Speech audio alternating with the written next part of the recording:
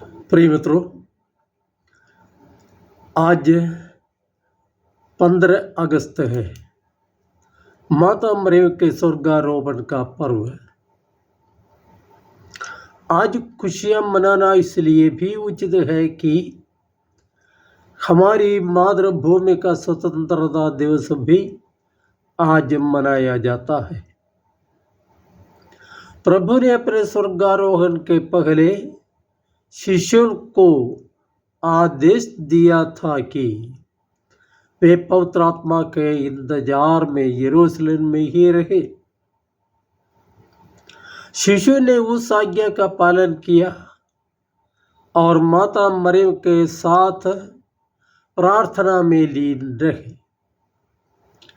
प्रभु के स्वर्गारोहण के बाद शिशुगण माता के इर्द गिर्द रखने का उदाहरण यही मिलता है। गुरु की अनुपस्थिति में मार्गदर्शन के लिए वे माता की ओर देखते थे।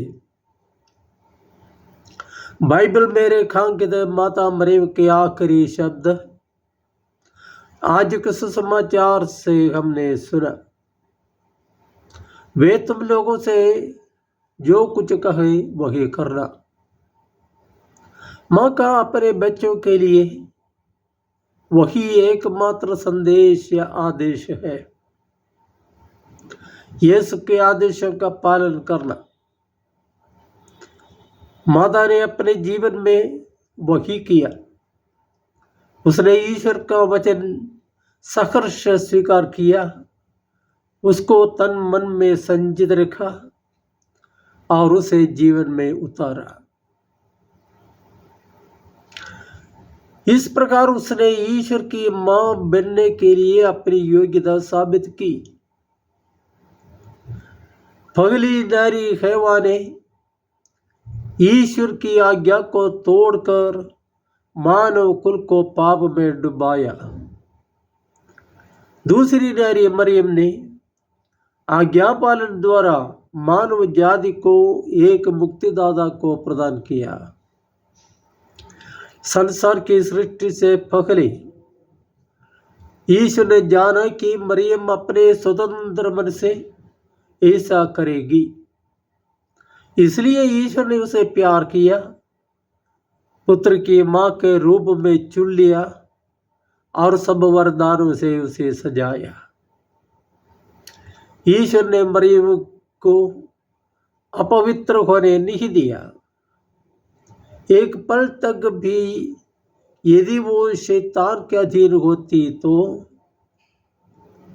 वो परम पावन ईश्वर पुत्र की मां, शैतान का सिर कुचलने वाली स्त्री नहीं बन सकती थी। इसलिए अपने पुत्र की योग्यता के कारण जन्म के प्रारंभ से ही वो पवित्र रही।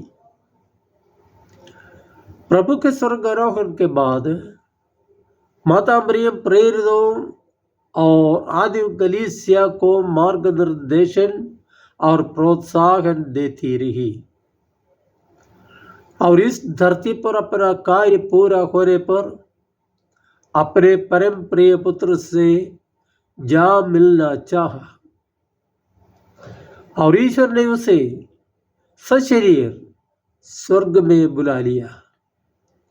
इस संबंध में संत पापा पियूस 12वें ने नवंबर 1, 1950 में अपने अपोस्टोलिक कॉन्स्टिट्यूशन मुनिफिसेंटिसिमुस देवोस द्वारा उद्घोषित और निश्चित किया कि ईश्वर की पवित्र मां मरियम अपने एक ही जीवन के बाद आत्मा और शरीर के साथ स्वर्ग महिमा में उत्ग्रहित की गई। मरियम सदा स्वतंत्र रही, कभी गुलामी में न रही। हम लोग तो पाप में, गुलामी में ही जन्मे हैं। बपतिस्मा द्वारा हमें पाप की गुलामी से आज़ादी मिल गई है। इस आज़ादी को बनाए रखने के लिए 7 संस्कारों के अंगरक्षकों को ईश्वर ने हमें दिया है। जब हम इन अंगरक्षकों की सेवा नहीं लेते हैं तो शत्रु हम पर हावी होते हैं और हम पाप में गिर जाते हैं। इच्छा शक्ति से ईश्वर पर भरोसा रखते हुए ही हम जीवन को सफल बना पाएंगे। इस कृपा के लिए माता मरियम से हम प्रार्थना करें। हमारे देश की स्थिति विचित्र है। कर्मठ और आदर्शवादी नेताओं के बलिदान से ही हमें विदेशी शासन से आज़ादी मिली। देश की भौगोलिक, आर्थिक, राजनीतिक, सांस्कृतिक आदि सभी प्रकार की आज़ादी को बनाए रखने के लिए आवश्यक नियम कानून को उन्होंने बना के दिया। लेकिन भ्रष्टाचार, भाई भतीजेवाद, सांप्रदायिकता, विघटनवाद, आतंकवाद, धर्म की राजनीति आदि के उन नियमों का लगातार उल्लंघन ही होता रहता है। परिणाम स्वरूप देशवासी अनेक प्रकार से अस्वतंत्र रहते हैं। अपने देश की उन्नति और उत्कर्ष के लिए इच्छा शक्ति वाले तथा सही दर्शन वाले राजनेताओं और शासकों की आवश्यकता है। इस अनुग्रह प्राप्ति के लिए हम ईश्वर से विनती करें। जय यीशु।